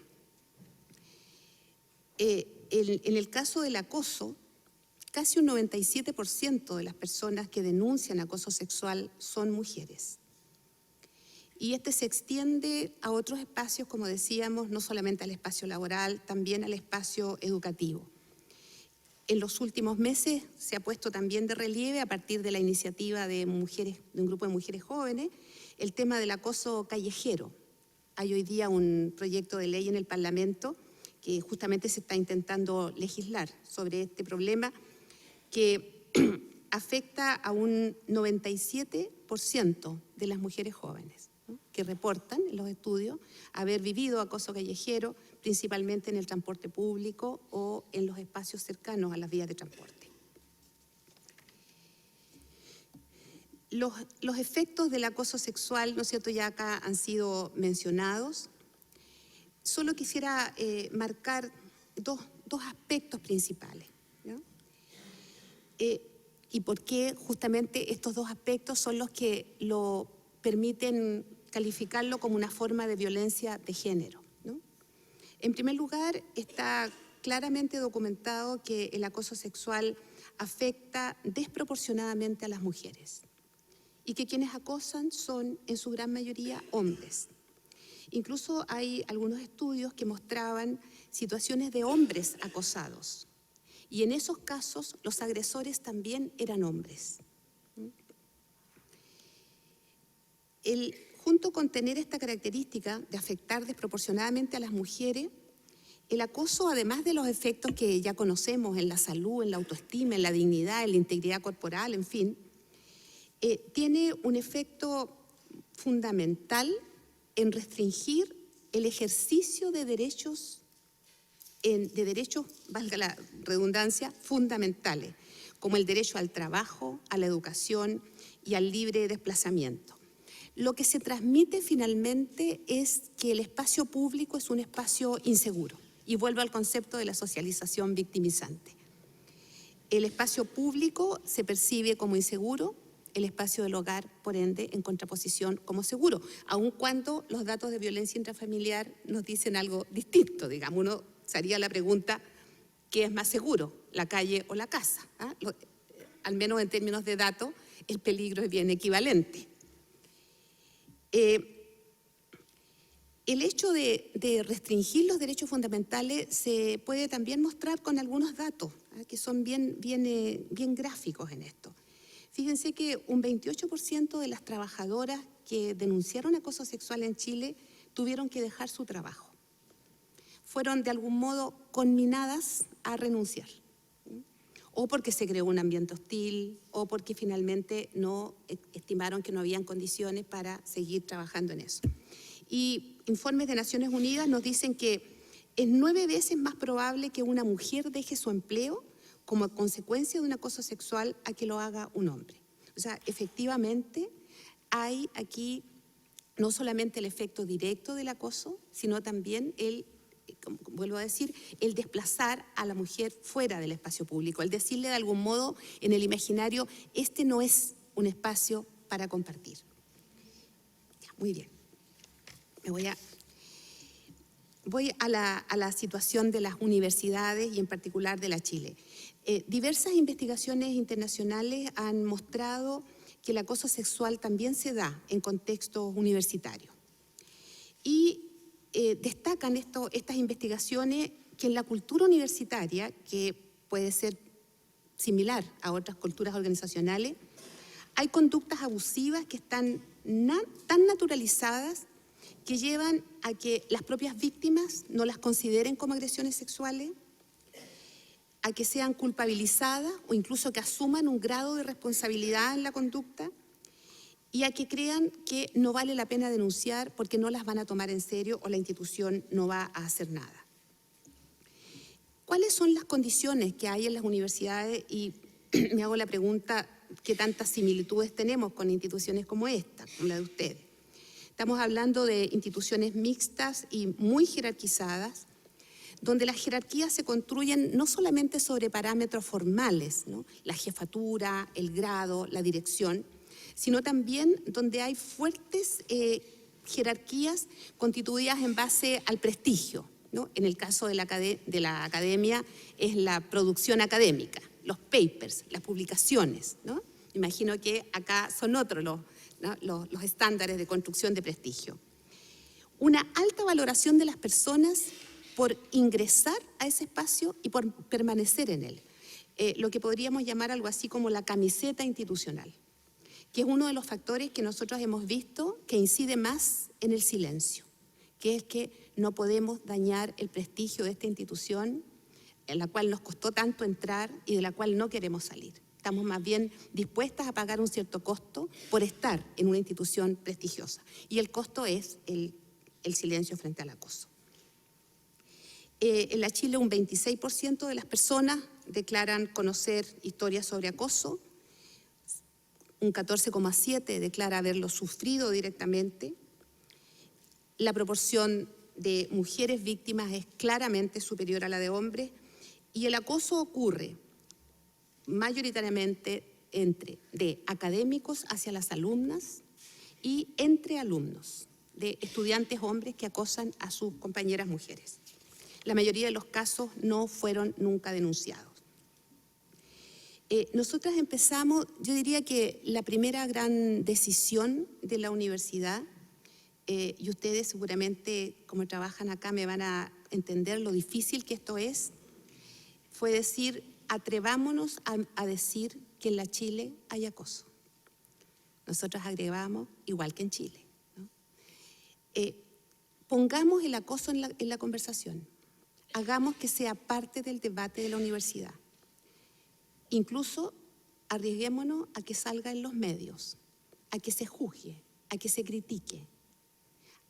Saquemos el tema de debajo de la alfombra. Creo que esa fue una gran decisión no fácil. En este camino hemos desarrollado algunas acciones, brevemente se las cuento, pero tal vez lo más importante es que después de un recorrido de hacer manuales, talleres, coloquios, seminarios, ¿no? Llegamos a la conclusión que lo fundamental era tener una política universitaria contra el acoso. La universidad también en esto es igual a Chile, entonces hay un Senado universitario, por lo tanto las políticas se discuten en el Senado y el Senado tiene un poco los mismos ritos del Senado chileno, entonces estos son procesos largos, ¿no? Pero, ¿qué nos planteamos en la política? A partir de las experiencias que ya veníamos haciendo, dijimos, traduzcamos todas estas acciones aisladas, los coloquios, los seminarios, estamos haciendo docencia en materia de género y violencia, transformémoslo en una política integral. Y ahí termino, ¿ya? Sintetizo en lo siguiente. Pensamos que una política, en este caso una política universitaria, necesariamente tiene que abordar de manera simultánea las causas del problema, o sea, las bases culturales que naturalizan la desigualdad y la violencia, y los efectos del problema, o sea, hacerse cargo, ¿no es cierto?, de la prevención, de la protección de las víctimas, de la investigación, de la sanción, en fin. Nos propusimos un objetivo ambicioso: erradicar el acoso sexual y reducir la violencia de género en la Universidad de Chile. Tiene 6 líneas de acción, una de prevención y de sensibilización, y aquí hemos incluido y estamos desarrollando en todas las facultades todo tipo de actividades básicamente de conversación, les decía, coloquios, talleres, seminarios, en fin, que nos permitan reflexionar sobre el problema, transformarlo en un problema, porque el punto es que cuando estas situaciones están tan naturalizadas, ¿no?, se hacían preguntas tales como: ¿qué les pasó a las mujeres que se pusieron tan delicadas ahora? ¿No? Entonces, transformar esto en un problema es parte de la conversación, para luego decir es inaceptable en un contexto educativo. En segundo lugar, estamos trabajando en actividades de formación, ¿no? Y aquí, claro, eso es fácil hacerlo en una universidad, cursos de formación sobre temas de género, derechos humanos y violencia. Después, el desarrollo de un marco normativo y reglamentario. Y aquí nosotros, yo no sé si también pasa con ustedes que se rigen por el estatuto administrativo. Bueno, en el caso nuestro, como institución pública, nos rige el estatuto administrativo y eso significa que es el mecanismo de los sumarios, ¿no?, lo que se emplea para investigar acoso. Que yo lo resumiría diciendo que no hay peor instrumento que el sumario para investigar acoso sexual. No fue hecho con esa lógica los sumarios administrativos, entonces, pero estamos metidos en estamos con esas limitaciones. Entonces, lo que se han hecho son protocolos universitarios para responder a la pregunta: ¿qué hago si sufro acoso o si conozco una situación de acoso? La otra línea de la política es instalar un equipo especializado para asistir y acompañar a las víctimas. ¿Y esto por qué? Porque en general hay efectos, ¿no?, decíamos al comienzo, efectos en la vida de las personas, en la salud, en la autoestima, en fin, que requieren de intervenciones especializadas. La universidad es una institución enorme, ¿no?, y nos parece que tener una instancia, un domicilio donde las personas sepan que pueden acudir, donde haya abogado, donde haya psicóloga que las pueda acompañar, sobre todo mientras dura el proceso de investigación, porque, digámoslo, los procesos de investigación también tienen costos para la víctima, ¿no? En general hay una serie de enjuiciamientos, se pone en duda, ¿no es cierto?, y en juicio su comportamiento privado, ¿no? Entonces, el acompañar mientras dura la investigación es bien importante. Nosotras, en el último, bueno, otra línea, la última que hemos instalado es la capacitación. Yo algo escuché también que ustedes tenían pensado hacer. Nosotros ya partimos capacitando a académicos y funcionarios, hombres y mujeres, para constituir un staff, ponerlo a disposición de los decanos, de modo que cuando se producen situaciones de acoso sexual, ellos puedan contar con estos profesionales especialistas para hacer las investigaciones.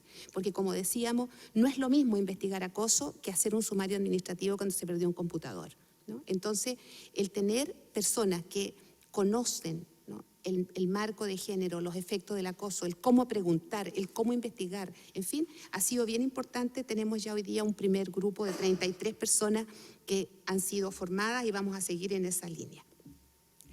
Yo termino diciendo que el 8 de marzo pasado pusimos un cartel muy grande en el frontis de la universidad donde decía: Universidades chilenas, territorios libres de acoso sexual.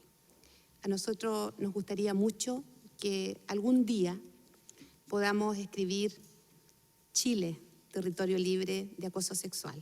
Muchas gracias.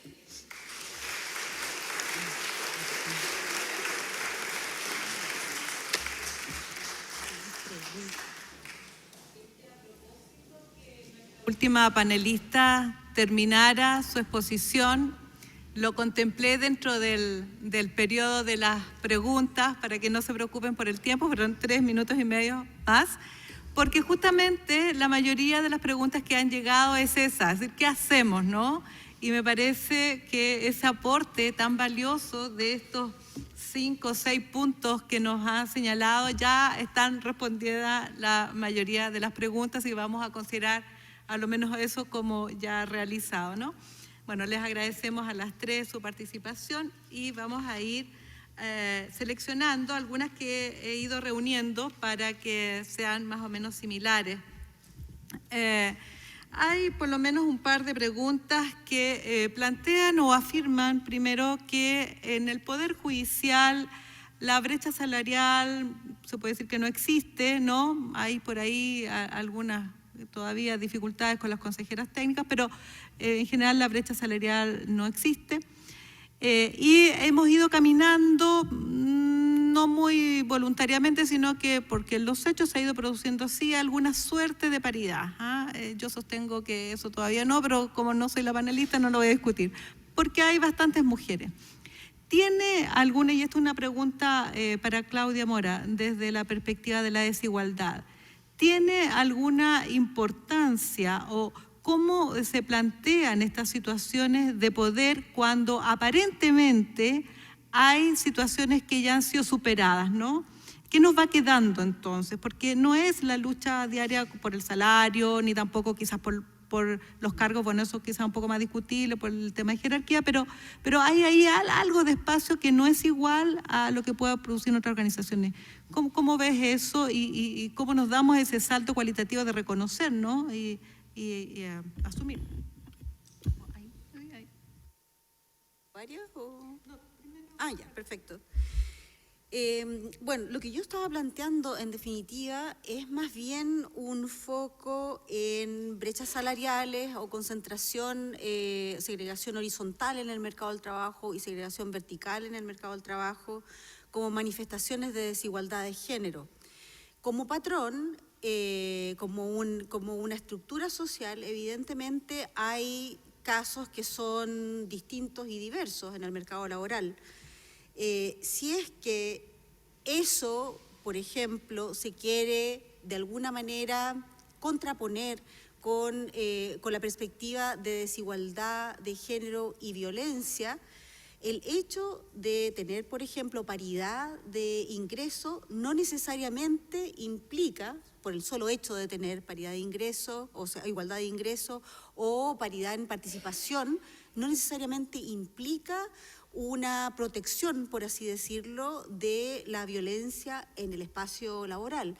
Porque como planteaba hace unos minutos, lo que ocurre en el mercado del trabajo es más bien una reiteración de lo que ocurre a nivel social en general. Vale decir, el ingreso a nivel general entre hombres y mujeres es distinto, no es esa la causa. Esa es simplemente una manifestación de la desigualdad de género que también se evidencia en múltiples otros aspectos y dimensiones. El ingreso es una de ellas, tal vez la que más nos duele, pero no es la única manifestación de la desigualdad de género. Entonces, en el mercado del trabajo, cuando estamos enfrentando situaciones de acoso, de violencia, lo que yo planteaba es que esa es otra manifestación de la desigualdad de género. Evidentemente, los estudios así lo muestran, mientras más educación, mientras más recursos económicos una persona tiene, mayor es el poder de negociación que esta persona también tiene para enfrentar situaciones difíciles o de discriminación, de acoso, etcétera. Eso no protege a nadie absolutamente, pero sí quien tiene esos recursos puede manejar de mejor manera las situaciones. A la vez hay estudios que muestran que precisamente el problema del acoso funciona como una U, vale decir, es mayor en aquellas posiciones sociales donde se tiene menor poder, menor capital cultural, menor capital económico y al revés, donde se tiene mayor poder, mayor capital cultural y mayor capital económico, precisamente porque al ser un reflejo de la desigualdad social, la violencia puede servir, como decía anteriormente, una manera de subordinar a esa persona que, comillas, se escapa de los roles que le han sido asignados socialmente.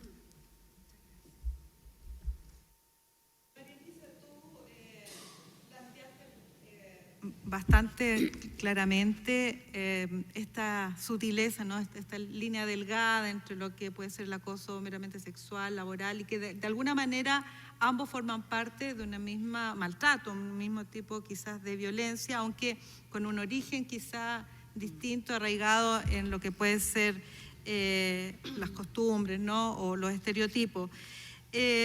Pero ¿cómo haces el link o cómo vinculas tú la situación de acoso sexual, de acoso laboral con el tema del poder, ¿no?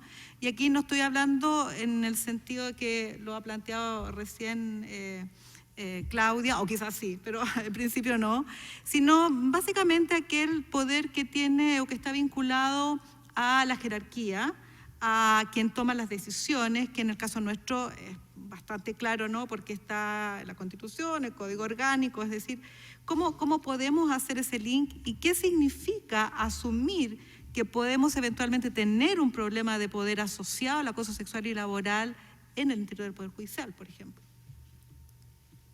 Sí, a ver, vamos a ver si entendí bien o por dónde me pides que aborde la respuesta. La verdad es que es un hecho que en cualquier situación de violencia y de acoso sexual estamos frente a una desigualdad de poder.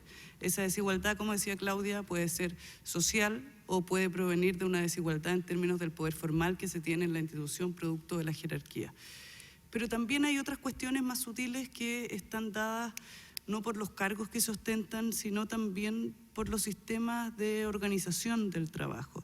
Aquí han mencionado varias veces el Comité Psicosocial, cosa que también me pone muy contenta porque eso es un mandato público que no se está aplicando necesariamente en todas partes como debiera, y ver que aquí tiene un lugar importante y que lo han vinculado a este tema es clave, porque hay dimensiones psicosociales del trabajo como la posibilidad de tener control sobre el trabajo que realizo, la posibilidad de desarrollarme en mi trabajo, de poner en juego mis habilidades, la posibilidad de tener una demanda psicológica o emocional en el trabajo que sea acorde con lo que puede soportar un ser humano y con las capacidades y la formación que tenemos, son cuestiones que están en juego cotidianamente y que de alguna manera permanecen o han permanecido hasta ahora muy invisibles y que tienen efectos directos y muy nocivos en la salud de las personas.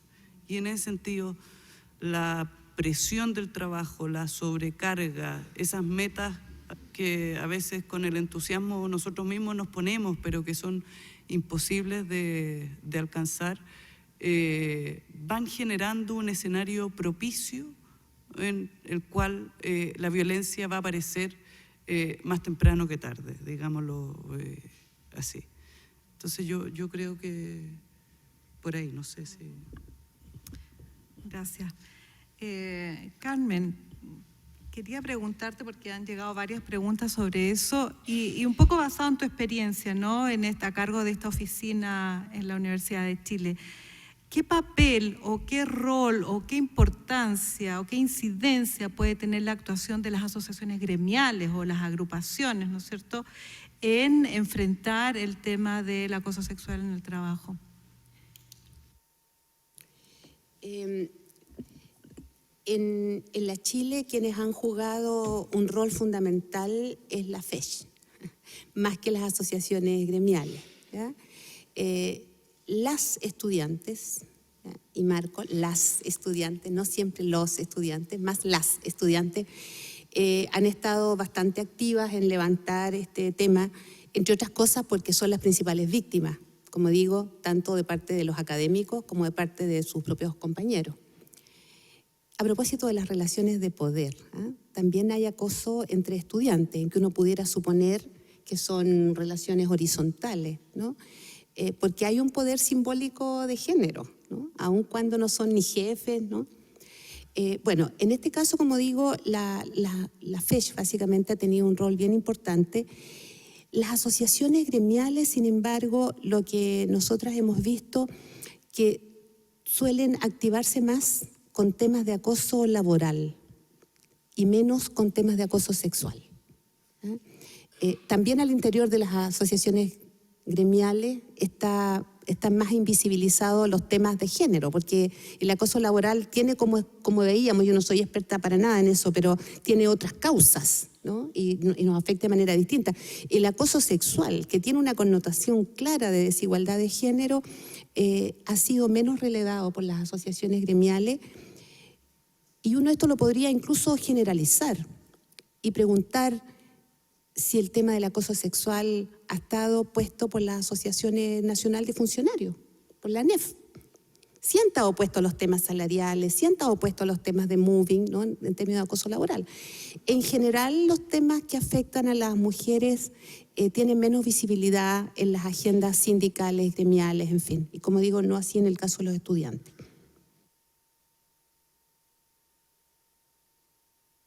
Algunas se nos escapan un poco, como el tema de Nadila Rifo, así que yo le voy a pedir muchas disculpas y perdón a mis queridos colegas que han hecho esa pregunta, pero quisiera aprovechar este últimos 10 minutitos que nos quedan para darle la palabra a cada una de ellas, de alguna cosa especial que se les haya quedado en tintero, algo que quisieran compartir con nosotras, a partir un poco de lo que cada una ha dicho.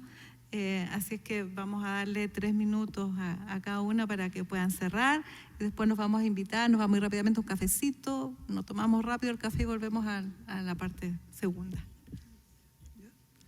Sí, yo quiero agregar un tema que se me quedó en el tintero a propósito de la pregunta de las asociaciones gremiales. Es importante tener plena conciencia y comunicar claramente que esto no es un tema ni un asunto en el cual se avanza o no por buena o mala voluntad, por más o menos negligencia de la institución. Estos son temas donde o están todos involucrados y las asociaciones gremiales tienen un rol fundamental que jugar en esto, o esto no resulta. No nos podemos sentar a esperar que venga otro a decirnos, bueno, ¿y cómo lo hacemos? Porque cada contexto y cada institución tiene unas particularidades muy grandes y se trata de un camino y de un esfuerzo que necesariamente debe ser colectivo, donde no podemos reclamarle a unas autoridades o algunos especialistas o algunos que han tomado el tema que se hagan cargo de esto. Esto nos involucra a cada uno de nosotros y en ese sentido requiere el trabajo y el esfuerzo institucional, por cierto, pero también de todos los involucrados, donde yo soy una convencida que las asociaciones tienen que asumir un rol más allá del que hasta ahora pueden haber tenido. Sí, algo que se me quedó en el tintero fue enfatizar un aspecto central de la reproducción de la desigualdad de género, y este es que se basa o se alimenta fundamentalmente de la naturalización que tiene en las prácticas cotidianas de las personas. Cómo a través de estas interacciones, de estas relaciones cotidianas, cristalizamos, capturamos esa desigualdad de género, y en particular, por el tema que nos convoca, de la violencia de género. La naturalización de la violencia de género, en este caso del acoso laboral, por ejemplo, es lo que impide fundamentalmente que desafiemos estas actitudes, estas prácticas, como prácticas indeseadas, ¿no? que atentan contra la dignidad de las personas y que atentan contra los derechos de las personas. Ahora, esta naturalización solamente puede ser desafiada a través de actividades como la de hoy día, actividades de reflexión, actividades de capacitación, etcétera. No hay otra manera. El primer paso para terminar con el acoso laboral en este sentido es, primero que nada, darse cuenta que el acoso laboral es un tema que se vive cotidianamente, que no lo vemos porque está ahí, como en el background, digamos, no, y que la primera manera, la primera forma de eliminarlo tiene que ser necesariamente sacarlo, como decía Carmen, de debajo de la alfombra, traerlo al tapete y manifestarlo como una forma de desigualdad social. O sea, de esa manera vamos a estar en conjunto desafiando formas de desigualdad social, además de desafiando formas de violencia contra las mujeres.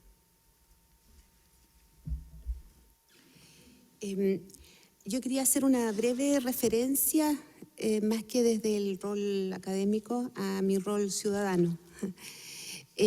Para decir que creo que hay dos oportunidades importantes para poder incluir el tema no solamente del acoso, sino que de la violencia de género, de la igualdad de género, en políticas públicas significativas, porque finalmente, por más esfuerzo que nosotros hagamos en las instituciones, ¿no?, requerimos de políticas globales que nos den soporte, que nos den un cierto paraguas.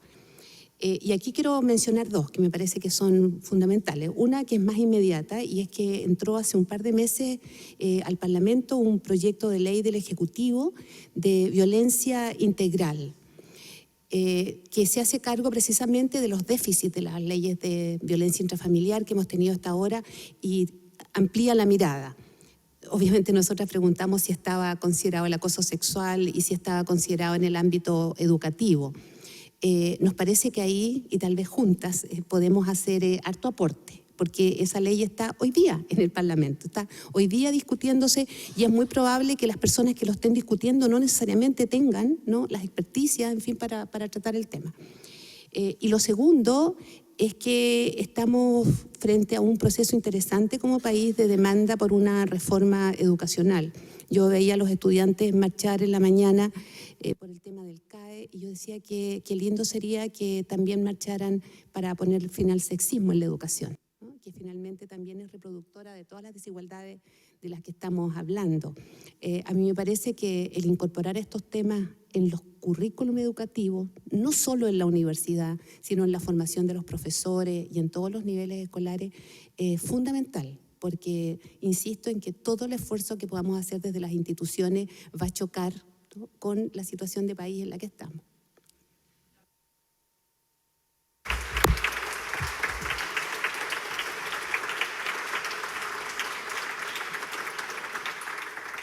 Por mi parte, solo agradecer en nombre de Magistradas Chilenas la oportunidad de colaborar con ustedes y déjenme solamente agregar que estoy absolutamente emocionada de que esto esté pasando en el Poder Judicial. Soy miembro igual que ustedes hace prácticamente 20 años y creo que hemos crecido. Agradecemos a todos los integrantes del panel, a todas las integrantes y también a la magistrada Poza, y los invitamos a todos los asistentes a un café a realizarse en el hall central de este Palacio de Tribunales. Nos reencontramos en 20 minutos más, por favor, con la temática sobre experiencias y buenas prácticas en contra del acoso sexual.